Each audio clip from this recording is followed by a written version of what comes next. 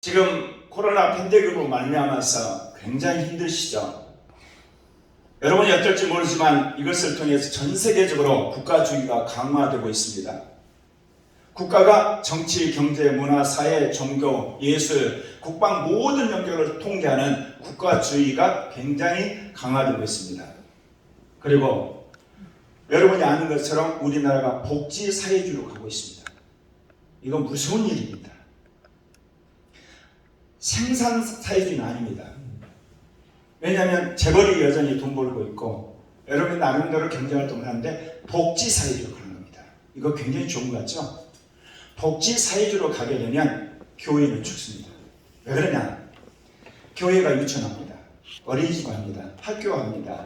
요양시설 합니다. 그리고 언론사 합니다. 출판사 합니다. 이거 모두 국가에서 보조하기 때문에 모든 재산의 문제, 회계의 문제 국가에다 이제 청구해라.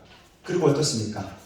조금이라도 반정부 활동하면 즉각적인 세무조사 옵니다. 복지사회주의, 기독교 망하는 길입니다. 또 하나, 동성애 전체주의. 여러분 얼마나 아신지 모르지만요. 2001년 네덜란드를 중심으로 해가지고 그 이후에 덴마크, 프랑스, 독일, 스웨덴, 노르웨이, 핀란드, 그리고 영국, 그리고 에스파냐, 포르투갈, 그리고 오스트리아, 이탈리아, 그리고 미국, 캐나다, 그리고 뉴질랜드, 그리고 브라질, 아르헨티나, 남아공 모든 나라가 동성애 합법화 됐습니다. 여러분 생각에 동성애 합법화 그거 문제는데 동성애 합법화라는 건 뭐냐? 동성애를 죄라 그러면 한마디로 벌금을 물는 겁니다. 감옥에 가는 겁니다. 거기서 끝나지 않습니다.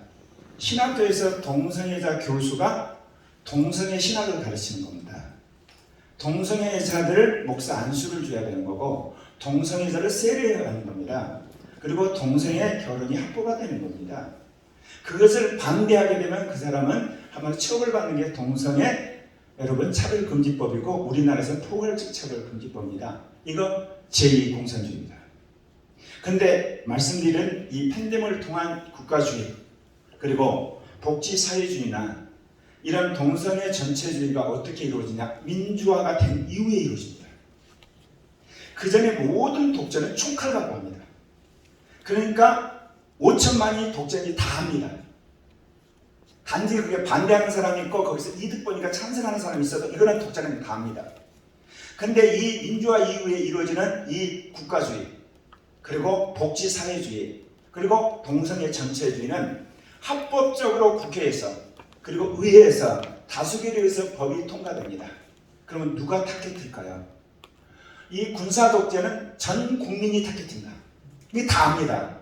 근데 이 그야말로 민주화를 빙자한 새로운 형태의 제2공산주의는 가정, 학교, 기독교, 사회입니다. 여기를 고사시키는 겁니다. 그래서 제가 목숨 걸고 싸우고 있는 겁니다.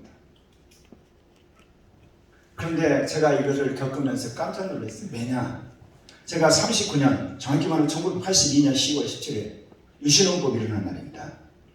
그리고 10월 26일 박정희 대통령이 서거한 날이에요. 10일 동안 제가 군대 성령세를 받았습니다. 그때 제가 4가지 사명을 받았는데 하나가 우리나라 복음으로 통일되는 겁니다. 시간이 기니까 그냥 가겠습니다. 환상으로 지도를 그려줬는데 봄, 여름, 가을, 겨울로 통일된다는 얘기를 하셨어요. 또 하나 환상을 주셨는데 한국과 일본과 그리고 중국과 타이완과 베트남과 필리핀에 기둥 6개가 세워졌는데 그게 큰 기와집이 옆으로 기어집니다. 복음의 벨트라고 그러시면서 이제 태평양 시대에서 아시아 성령 시대가 이루어질 거라고 말씀하셨어요. 또 하나는 희한하게 군대에 군종은 같이 산 위에서 이제 우리가 같이 성령의 음성을 듣고 있는데 하늘 쳐다보다 그러는데 하나님 구름으로 캄차카 판도에서 우리나라를 거쳐서 동남아시아, 인도, 이란까지 구름으로 아시아 지도를 그려주면서 여기 복음이 전파되리라고 말씀하셨어요. 또 하나는 하나님께서 이제 성령을 받는 가운데 친구들하고 성령 충만할 때는 성령을 읽어야 된대요. 왜 그러냐니까 성령을 보면 반짝반짝 빛나는 게 있대. 아니 뭐 이게 내가 똑같은데. 근데 나중에 맞아요. 그게 내 말로 새겨지는 시간이에요. 그래서 여러분 성령 충만할 때 성경을 읽으셔야 돼요. 딱 하다가 이렇게 딱딱 오는 것들이 훗날 여러분한테 그대로 새겨집니다.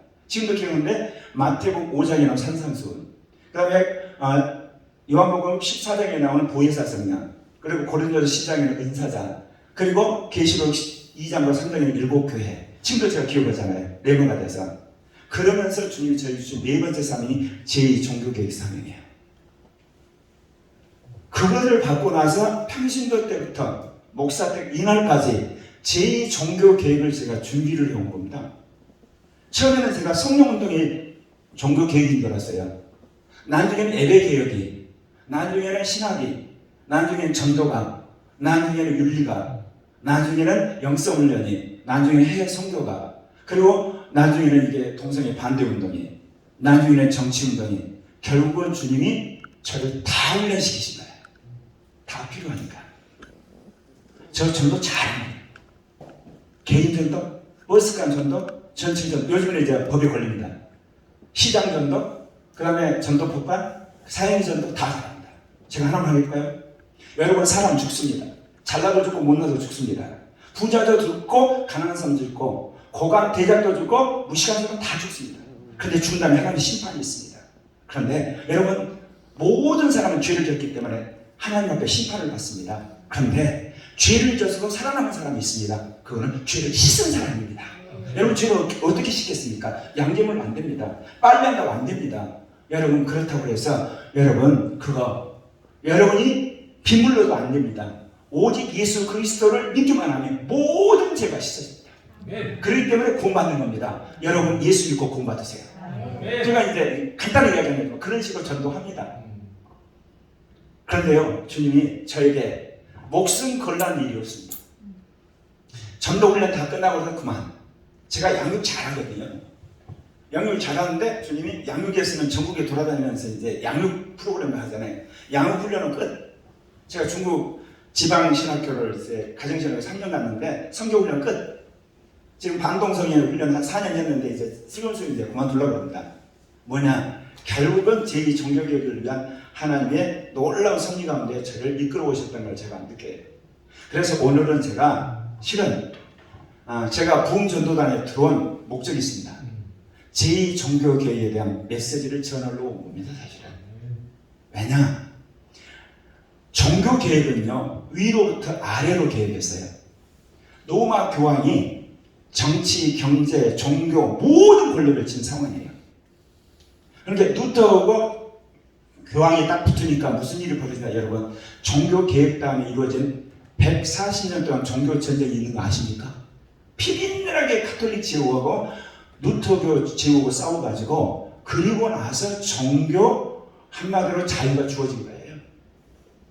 왜? 위로부터 권력을 나눠야 되니까. 그러니까 루터교고 종교고 카톨릭이 나눠지니까 루터교 제후하고 카톨릭 황제하고 싸운 겁니다. 이게. 마지막 은대 이것이 확보가 되면 1776년 미국이 독립전쟁을 하면서 더 이상 그 어떤 종교를 가지고든지 권력이 이상 탄압은 안 된다. 그래서 명실공히 1776년에 가서야 개인의 종교자의 그 양심의 자유가 보장되게 된 겁니다. 그런데 제2종교개혁은 주님 말씀하신 게 있습니다. 아래로부터 개혁이라는 겁니다. 주님이 하는 이야기 있어요. 늘 40년 동안 제가 듣는데 너 그 이해했냐? 너 그거 믿냐? 너 사냐? 세 가지 꼭 물어봅니다. 그거 아냐? 믿냐? 사냐? 안 사냐? 말하지 마. 왜? 종교 개혁 시대는 믿음의 시대입니다. 근데 요즘 어떻습니까? 사람들이 믿어서 뭐해? 살아야지. 사는 시대입니다. 그래서 오늘 여러분들에게 은혜를 끼치는 시간이기도 하는데 은혜를 받는 통로를 여러분 가르쳐 드리려고 합니다. 왜냐? 제가 사실은 전남 광주에서 태어났습니다. 시골에서 태어났다가 제가 강주로 전학으로 와서 강주 일고를 나왔습니다. 제가 강주 일고에 다닐 때부터 데모였습니다. 그때가 유신 독재의 말기입니다. 그래서 서울대를 수학교육과를 들어갔는데 들어갈 때부터 제가 학생운동을 했습니다. 딱 2년을 해보니까 이게 사회주의 사상이야. 근데 내가 그걸 가지고 선배님들 이야기했어요. 역사의 주인은 민중이래요. 그러니까 민중이니까 작은 걸 타도해야 되는데 그래서 제가 물어봐. 그럼 인테리는 민중이냐 민중이 아니냐를 물어봤어요. 인테리를. 왜? 운동을 주도한 사람이 다 인테리거든요. 그러니까 선배가 하는 이야기가 그럼 물어보면 안 된다 그런 거는. 아니 민중과 반민중이라면서 그러면 인테리가 민주인이든지 반민주인 둘 중에 하나가 대답을 안 해요. 그러다 결국은 노선 투쟁하다가 제가 기독학생 운동으로 바뀌었어요. 왜? 선배들이 굉장히 유연하고 인격적이고, 근데 그 기독학생 운동이 뭐냐면 복음 전하는 게 아니고 해방신앙, 흑인신앙, 민중신앙, 오늘 말하면 YMCA, YWCA, KSCP, EYC라고 하는, 그리고 나중에 NCCK와 관계된 그런 분들이에요. 그래서 열심히 운동하다 5.18이 난 겁니다. 그러다가 제가 이제 군대에 가가지고 갔는데 제가 불면증에 걸렸어요. 왜냐하면 제 꿈이 자연과학을 해가지고 수학을 공부해가지고 물리학자가 되는 거였거든요. 자연과학 공부했죠. 대학 들어가가지고 그건 때려치고 사회과학만 했어요. 정치학, 경제학, 그리고 나중에 인문과학, 뭐 역사학, 철학. 그러다가 이제 이 세 개가 충돌을 하니까, 그러니까 한마디로 자연과학과 막시즘과 기독교 충돌을 하니까 머리가 미쳐버릴 것 같아요. 그러니까 불면증이었는데 민간전선이 되더라고. 그거는 인텔이 관련 고도의 고급병이니까 낫는 약이 딱 하나 있대. 무식하게 기도하라. 그래서 말년 때 6개월 기도하다가 성령세를 받은 겁니다. 그러다가 그 사명을 받고 나서 이제 나와서 이제 지난 40년 동안 제2 종교개혁을 위한 성령운동, 신학, 영성, 목회, 전도, 그다음에 리더십, 전략, 그다음에 이렇게 양육, 이 모든 것들을 다 경험을 했는데, 그래서 이제 주님이 뭔데 이 계획은 밑으로부터 일어나는 거다. 그러니까 너부터 살고, 너하고 마누라하고 살고, 너하고 아들딸 살고, 아니 아들 둘이 아들들 살고, 그리고 네 교회에서 살고, 그리고 나서 교단을 살리고, 그리고 한국교회를 살리고, 그리고 한국을 살리고 세계를 살리는 거다. 왜? 이거는 섬기는 운동이니까. 이거는 실천하는 운동이니까. 그래가지고 제가 주님이 책도 출판 못하게 하고, 어디 세미나도 못 가게 하고, 주님이 공개도 못하게 하는데, 왜? 한국은 유교사상이 많아가지고 좀만 이상하면 이단이라고 해요. 좀만 이상하면 이거는 잘못됐다고 그러고, 그러기보다는 네가 들어가서 섬기면서 실제로 보여줘라. 그러면 이단이라 말하기 전에 유익을 얻고 나면 이단이라는 소리 안 듣는다는 거죠. 사실은요, 제가 36년 2016년 박사기를 마쳤어요. 그래서 제가 딱 10년 동안 이제 고려교회 열심히 부흥해가지고 교회 부흥시킨 다음에, 그 다음에 임마누엘 복음단을 부흥시킨 다음에, 그 다음에 신학교를 세우고 식견학교를 세운 다음에 이제 세계적인 선교운동을 해야 되고 작전을 딱 했는데, 이 동성이 전체적으로 한 거야. 고민 무지했습니다. 나 이거 하면 이제 목회 끝났고 선교도 끝났고 신학교도 끝났고 다 끝난 거죠. 왜? 10년 동안 이거 해야 되니까, 우리 교단 뜯어고치려면. 근데 항상 제 인생이 갈등이 생기면 제 모든 걸 포기하는 겁니다. 개념이 안 되더라고요. 왜냐하면 이거 하게 되면 저 교회, 왜냐하면 우리 교인이 말해가지고 40명밖에 안 돼요. 이거 뭐 했겠습니까? 제가 배우면요, 그걸 설교해요. 설교한 다음에 교인들에게 그거 이해시킨 다음에 제가 믿어요. 그럼 너도 믿으라 해요. 믿을 때 기다려요. 다 믿으면 뭐냐, 또 실천하라고 해요. 그래서 우리 어린아이들은 성령운동합니다. 음성 듣고 방언하고 분별하는. 왜? 제가 받았으니까 애들도 받아야 되는 거고. 이제 그런 거 하는데, 제가 또 훈련시킨 것 중에 하나가 이제 오죽음이에요. 이거 진짜 악한지 아냐? 원죄. 그 다음에 율법에 대해서 죽어라. 육신에 죽어라. 그러면 그걸 누구한테 가르치겠습니까? 초등학교 5학년 때 가르칩니다. 너 진짜 악하냐? 너 진짜 죽었냐? 이제 그러다 보니까 한마디로 사람들이 못 배겨나요. 그런 하나님이 통해서 모델을 만든 겁니다. 모델. 이제 모델이 만들었는데, 개척 25년 만에 개척 멤버가 만들어진 거야. 이재상, 작년에상. 이제 개척이 만들어진 겁니다. 이제 그러면서 이제 통합교단을 섬기면서, 사실 제가 통합교단을 나오려고 그랬죠. 계획의 대상이니까. 난 제3의 교회를 세워야 되니까. 제2 종교개혁을 하는 거니까. 안 그렇습니까? 카톨릭에서 개신교 나오듯이 개신교에서 임마누엘 교회가 나와야 되니까. 근데 주님이 뭐라고 그러냐? 기존 교회로 들어가라. 그러면서 뭐라고 그러냐? 제2 종교개혁은 기존의 교회를 섬기는 거다. 환장하네. 세상 말하면 반동분자들이야. 한마디로 말해서 개혁 대상이야. 개혁 대상을 내가 살리러 들어가야 되는 거야. 4년 동안 그런 겁니다. 그래서 제가 교회 비리, 목회자들이 죄야, 평신도도 죄야, 너무너무 잘합니다. 사회참여한 진보그룹의 죄야, 진보신앙, 해방신앙 사람들의 죄야, 성령운동하는 사람들의 죄야, 복음주의자들의 죄야, 다 합니다. 선교사들의 죄야요. 여러분, 목회 가운데 제일 골 때린 사람이 누군지 아십니까? 성령 운동한 사람입니다. 목회자 말 안 들어요. 자기가 받았다는 게 어떡합니까? 자기가 받되, 자기가 들었대, 자기가 하나님의 음성 들었대. 그 다음에 골때리는 사람이 뭐냐? 성경 말씀 아는 사람. 뭐라 그러면 꼭 대꾸잖아요. 대끼. 성경이 있거든요. 성경은 딱. 성경 많이 하는 사람. 그 다음에 이제 골치 아픈 사람이 교회에 열심히 봉사하는 사람. 결국은 뭐냐? 잘 안 죽으니까 그렇습니다. 그걸 다 경험하게 하신 거예요. 그래서 오늘은 다른 시간도 있지만 나중에 이제 여러분들이 또 기회가 있을 것 같아서 제가 제 인생으로 말하면 65년 은혜 받고 40년 동안 뭐 했겠습니까? 제 종교 계획을 위한 신학과 영성과 리더십 은사 이거 했다잖아요. 제가 훈련받고 정립한 거 여러분들에게 알려드릴 테니까 한번 보십시오. 그걸 하는 것이 여러분 은혜 시간이 돼요. 네.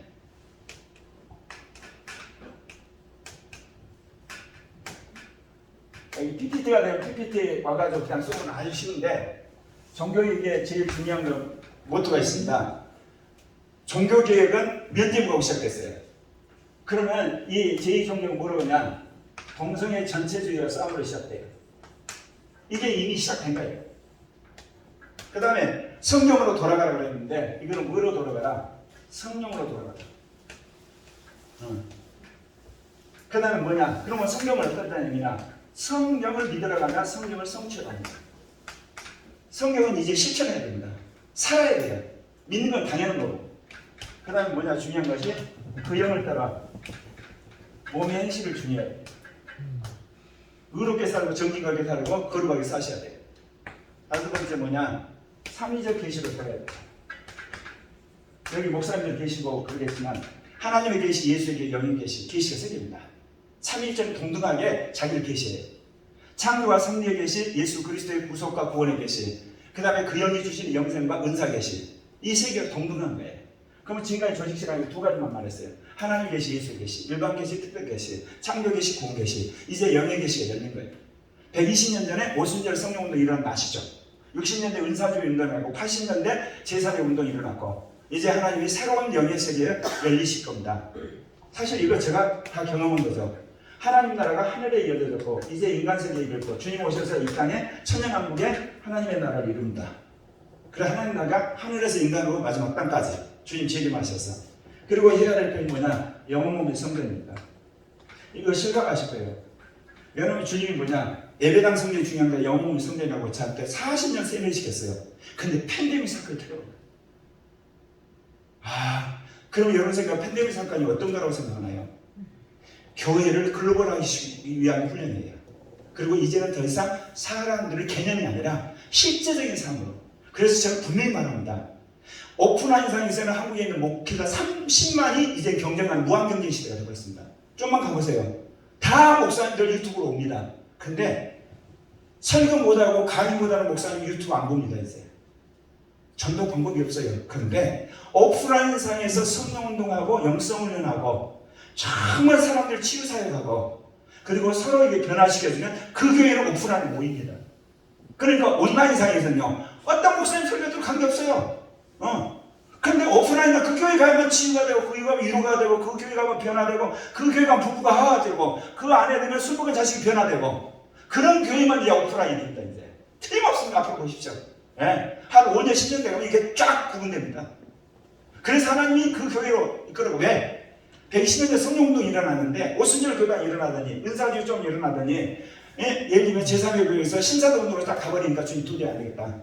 전 세계에 있는 교회를 아예 성령운동으로 집어넣어버려야 되겠다. 그 방법이 뭐예요? 모든 사람이 설교를 온라인상에 들으니까 이제 갈 이유가 없는 거야. 근데 갈 이유가 있는 교회가 있어요. 영성훈련하는 교회, 치유하는 교회, 성령운동하는 교회, 부흥운동하는 교회, 제자훈련하는 교회는 가야 할 이유가 있어요. 온라인 상은 안 되잖아, 그거랑. 틀림없습니다, 이거. 그래서 지금 주는 게 영혼몸의 성전. 술집에 가서 영혼몸의 성전이고, 회사에 가서 영혼몸의 성전이고, 디스코텍에 가서 영혼몸의 성전이고, 여기서도 영혼몸의 성전이고, 회사에도 영혼몸의 성전이고, 해수욕장 가도 영혼몸의 성전이니까 영혼몸의 성전을 더럽힌 짓을 하면 안 되잖아요. 그러면 이것이 내마가 되면요, 한마디로 말해서 꺼리껴서 죄를 못 지게 되는 겁니다. 그 다음에 뭐냐? 3단계 복음운동입니다. 그 다음에 3단계 성령운동. 나중에 이렇게 있으면 제가 가르쳐 드릴게요. 이거 간단히 이런 겁니다. 예수를 믿는 성령이 내주합니다. 제로 단계.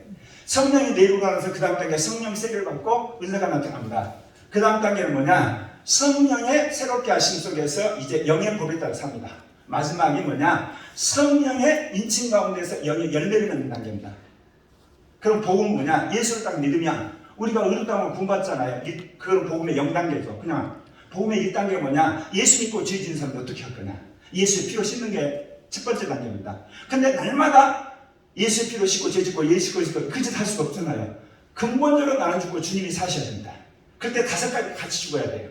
뭐냐? 율법에 대해서, 원죄에 대해서, 육신에 대해서, 옛사람에 대해서, 그리고 세상에 죽어야 돼요. 그 정확히 말하면 죽어져야 되는 겁니다. 죽어지게 되면 어쩌냐? 이제는 영을 따라 살고 그야말로 생명의 영의 법으로 살게 되고 새로운 피조물로 살게 되고 새 사람으로 살게 되고 하나님 나라를 위해 살게 됩니다. 이것 제가 전부 다 경험하고 그렇게 살고 있습니다. 마지막 복음의 3단계 뭐냐? 그리스도의 고난에 참여하는 겁니다. 이제 내가 죄져서 고난당하는 게 아니라 남 때문에 고난당하는 겁니다. 교인 때문에 고난당하는 거고 성교 강론 때문에 고난당하는 거고 애매하게 당한 거예요. 애매하게. 이런 사람은 상받습니다. 이게 복음의 3단계입니다. 예. 제2종교개혁 시간이 없어서 지금 말이 빠릅니다. 저의 신앙은 모든 게 삼위일체론입니다. 예를 들면 삼위적 율법입니다. 여러분 성경을 보게 되면 하나님의 율법이 있습니다.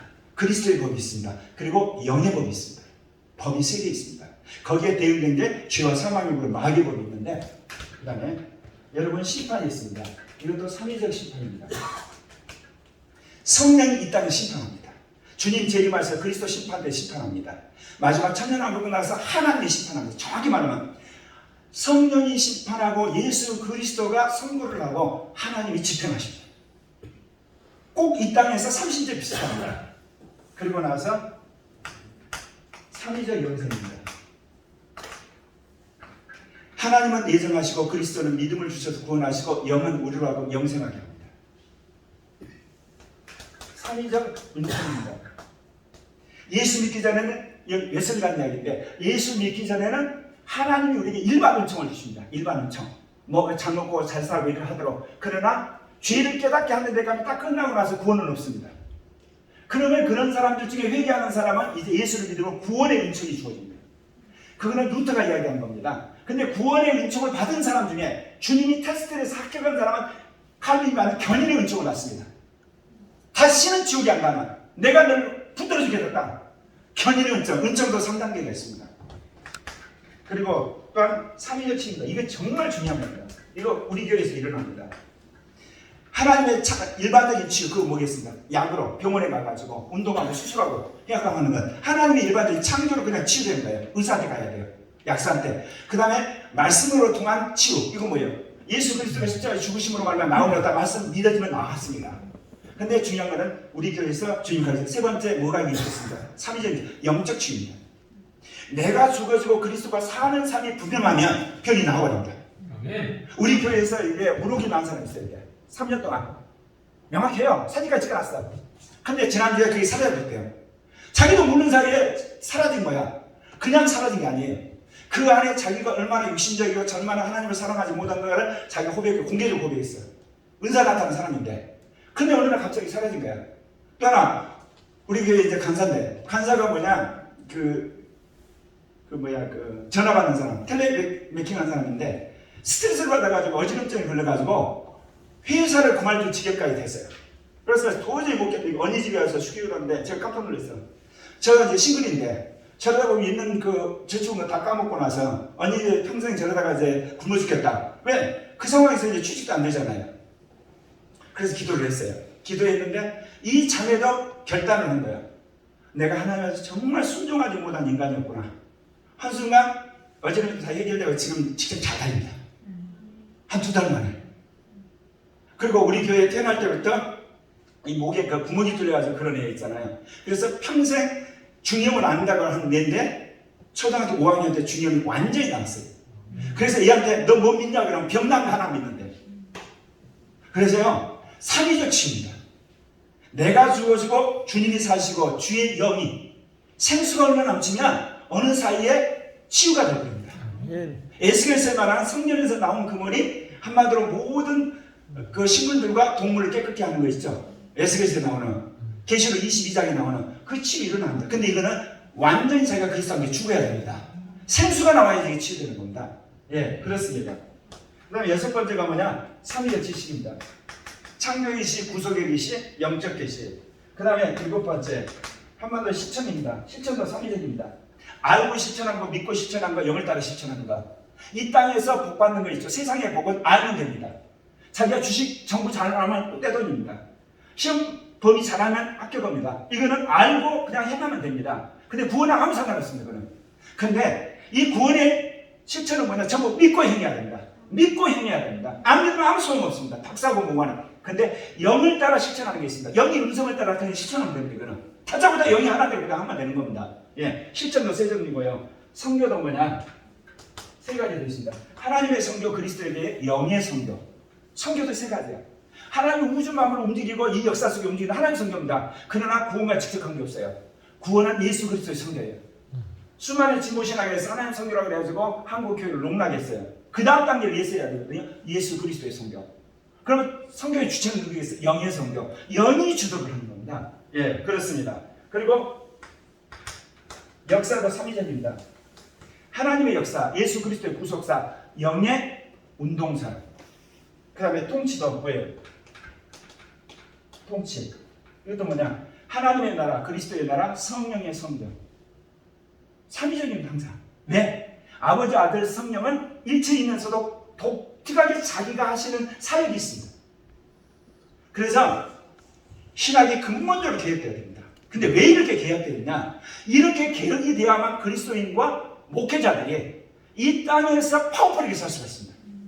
머릿속으로 지식대고 갖고 이제는 이 세상이 너무나 복잡하고 글로벌화 돼가지고 도저히 상대가 안 되는 거예요. 세상 사람들과. 근데 이걸 배워가지고 세상 사람부터 앞서가는 사람들이 되고 그리고 그들에게 살아계신 하나님을 증거해야 되기 때문에 그래서 이거를 제2종교계의 영성신학이라고 그럽니다. 그 다음에 이제 제가 시간을 꼭 맞춰야 되는 사람이에요. 제2종교계의 목회. 자, 오죽음과 오사. 제가 말하면 안 됩니다. 네, 새로운 신학이니까. 예수의 피로 씻음받을 게 5가지가 있습니다. 뭐냐? 불법이 있습니다. 권위에 도전하는 거. 그 다음에 과실이 있어요. 모르고 계명 어긴 거. 그걸 과실이라고 그래요. 근데 알고 질 때는 죄들이라고 그래요. 예수 믿고 나서 죄 짓는 걸 불이라고 그래요. 그러고 나서 자기가 은혜 받았는데 남을 용서하는 거, 용서하지 않는 거. 5가지 잘못하면 예수의 피로 씻어야 됩니다. 안 그러면 성령과 관계가 소멸이 돼가지고 은혜를 계속 까먹게 돼. 왜? 넌 내 말 안 듣냐? 그런 겁니다. 그 다음에 두 번째, 아까 말한 것처럼 오죽음과 오신세. 율법에 죽고 생명의 영으로 살아라. 육신에 죽고 그 영으로 따라 살아. 예를 들면 옛사람을 벗고 새사람으로 살아라. 그 다음에 원죄에 죽고 의의 종으로 살아라. 그 다음에 또 뭐냐? 세상에 죽고 새로운 피조물로 살아라. 오죽 5가지. 그 다음에 오적과 오전투. 5가지 평생 싸워야 돼. 뭘 싸우냐? 마귀를 싸워야 돼. 그 다음에 어둠을 싸워야 돼. 악을 싸워야 돼. 그리고 이단으로 싸워야 돼요. 죽음으로 싸워야 돼요. 이건 안 없어져요. 아무리 성령 충만해도 계속 따라오는 거야. 그러면 싸워서 이길 수밖에 없어요. 예, 그렇습니다. 그리고 히브리서에 나오는 그 다음에 임마누엘 5천. 이거 히브리서에 있습니다. 히브리서 6장 4절 5절을 보면 한마디로 이 5가지 체험을 하고서 타락한 사람들 이야기예요. 한 번 빛을 받고 하늘의 은사를 체험하고 성령에 참여한 바가 되고 하나님의 선한 레마를 맛보고 그리고 내세의 능력을 맛보고 타락한 사람들 이제는 다시 너희들을 사할 수 있는 그런 이렇게 은혜가 없다 그렇게 이야기합니다. 이 성령 체험은 임마누엘 5천이라고 제가 했어요. 5번째 이 길은 자 육기청. 이거 히브리서에 나옵니다. 죽은 행실을 회개함과 하나님께 대한 신앙과 그리고 세례들과 안수와 죽은 자의 부활과 영원한 심판. 초대교회는 이 6가지 기초를 쌓아놓고 사람들을 훈련시켰대요. 그런데 오늘날은 이것만 하게 되면 뭐냐? 흔히 말하는 장로급이야. 이 길이 이제 6기초도 제대로 안 돼 있어. 예. 정말 초대교회는 이것이 기초였어요. 거기 보면 그렇게 나옵니다. 그리고 이제 아까 말씀드린 것처럼, 아까 말씀드린 것이 그 이야기입니다. 그 3단계 복음도, 예, 그거 하는데 저기 나온 거 그겁니다. 네. 십자가 부활의 복음을 믿음으로 구원받는 거고, 그 다음에 예수 그리스도의 피로 죄사 받는 모든 5가지 것들. 그 다음에 오줌과 오신성은 그리스도와 함께 죽음으로 말미암아 자기가 죽을 진 책임을 있고, 나누기는 그리스도의 고난에 참여하는 사람. 그 다음에 3단계 성령 운동함으로 영이, 그러니까 성령이 내주하고 거듭나게 하시고, 두 번째는 성령 세례받고 영의 은사가 나타나고, 그 다음에 이제 성령이 그렇게 하심과 영의 법에 따라 살고, 그리고 성령의 인침 속에 영의 연대감을 친 것. 그 다음에 이제 뭐냐면 영혼 몸의 성전을 계속해서 이루라. 네, 그렇습니다. 네.